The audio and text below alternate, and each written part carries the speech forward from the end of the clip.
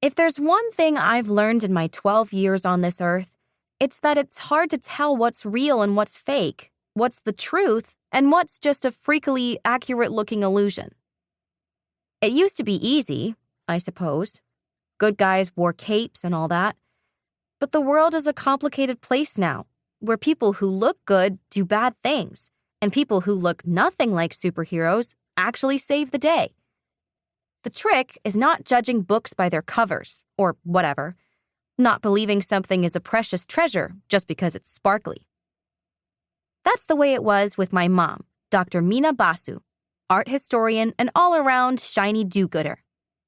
I'd always thought she was a cape wearer, a single mom facing down the challenges of an unfair world, one of those white hats swooping in on horseback to save the day.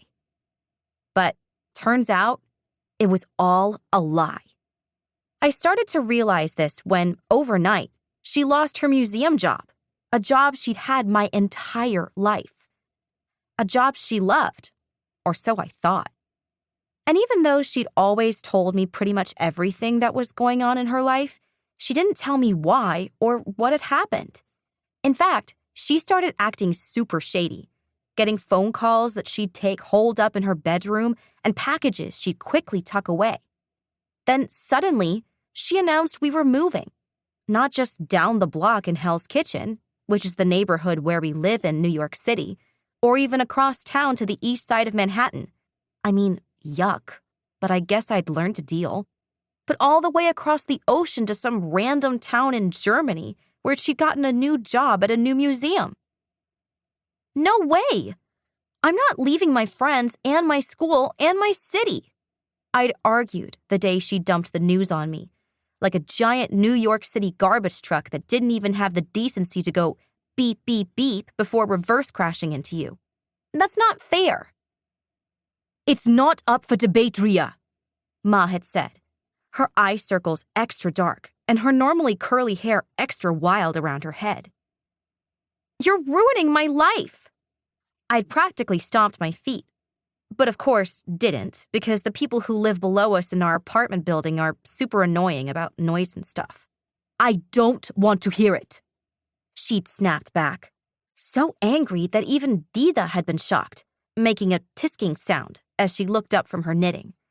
So this is where you find me, Ria Bailey, seriously bummed out New York City 7th grader, preparing to leave the only place she's ever called home and move all the way across the Atlantic Ocean to some dinky-butt town in Germany and go to school there and eat bratwurst and wear a dirndl and say, "Ja," all the time, and maybe even learn how to yodel. And I mean, are you actually kidding me with this, Ma? Are you serious right now?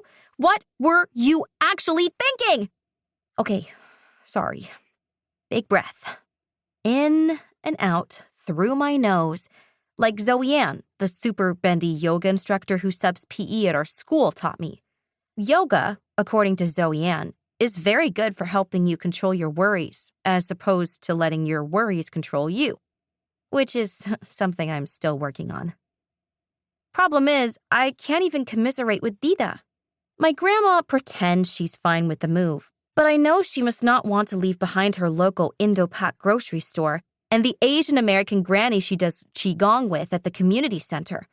Not to mention all the hot Bengali community goss about what balding uncle wears a toupee and what boasty auntie lied about her kid getting into Harvard and whose son is getting married to whose daughter and whatever other news she's regularly receiving and distributing through a complicated network of tea-spilling phone conversations to her New York, New Jersey network of nosy grandma friends.